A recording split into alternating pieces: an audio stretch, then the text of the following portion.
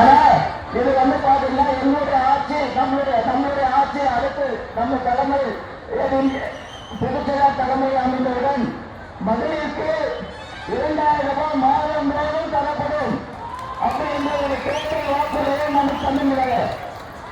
அனைத்து ரேஷன் அட்டைக்கும் அதுதான் ஒரு முக்கியமான விஷயம்.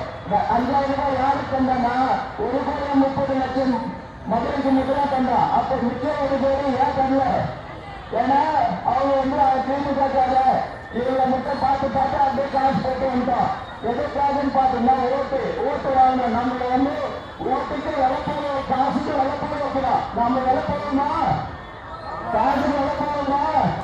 5000 50,000 ரூபாய் தந்தாங்க. அவன் நமக்கு கடக்காத சாலை பாத்தீங்கன்னா நமக்கு இன்னும் 25,000 ரூபாய் நமக்கு காசு தரணும். அது தேர்தல் வரப்போதா எங்க கணக்க கழிச்சுல அதுக்கு நாங்க ஏடிஎம் ஆட்சி வரப்போது அப்ப வாங்க முடியாது சொல்லி கேளுங்க. ஸ்டாலின் கிட்ட இன்னொரு 25,000 ரூபாய் கேட்டு வாங்க. நம்மளுடைய ஆட்சி அமைஞ்சதோ நாம 2000 ரூபாய் மாதம் தோறும் ஒவ்வொரு குடும்ப அட்டைக்கும் தரப்படும். இதை பார்த்து ஸ்டாலின் பாத்தீங்கன்னா இன்னைக்கு பயந்து போயிருக்கான்.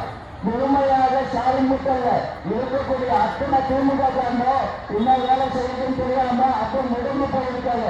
நம்முடைய சுற்றுப்பயணம் ஏற்கனவே புதுச்சேரி 150 தொகுதிக்கு மேல சுற்று வந்தாரு.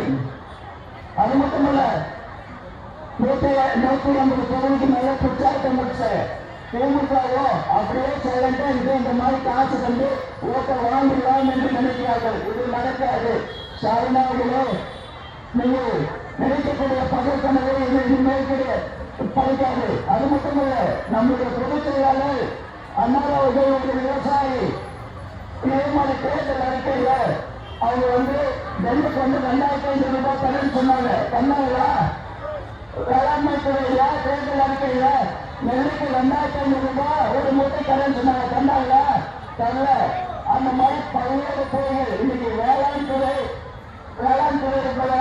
மாதிரி கீழே நோக்கி போயிட்டு இருக்கு. வேளாண் துறை மாதிரி நாம பாத்தீங்கன்னா விவசாயம் பண்றதுல இன்னைக்கு பெரிய லெவல்ல பாதிக்கப்பட்டிருக்கோம்.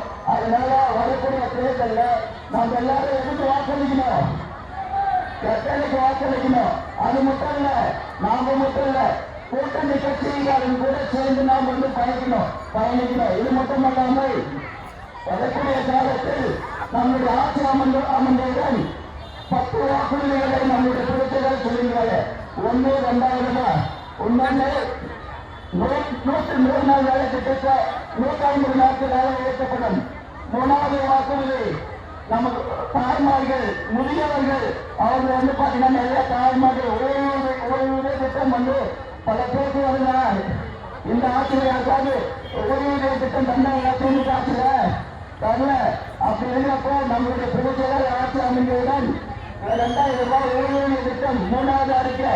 அதோட முக்கியமான ஒரு விஷயம் 3 சிலிண்டர் இலவசமா நம்ம ஆட்சி அமைஞ்சவுடன் கேஸ் சிலிண்டர். இது எவ்வளவு பெரிய திட்டம். இதுக்கு முன்ன திமுக ஆட்சியில நாங்க ஆட்சிக்கு வந்தா 100 ரூபாய் மானியம் தரேன்னு சொன்னாங்க. தந்தாங்களா? 100 ரூபாய் சிலிண்டருக்கு மானியம் தரேன்னு சொன்னாங்க. தந்தாங்களா? இல்ல.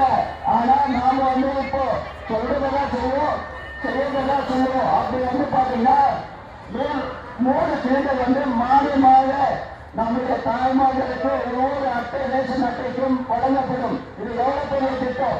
இந்த 3 சிலிண்டர்னா நாம வருஷம் ஃபுல்லா அதுக்கு நம்ம வீட்டு தேவையை பயன்படுத்திக்கலாம்.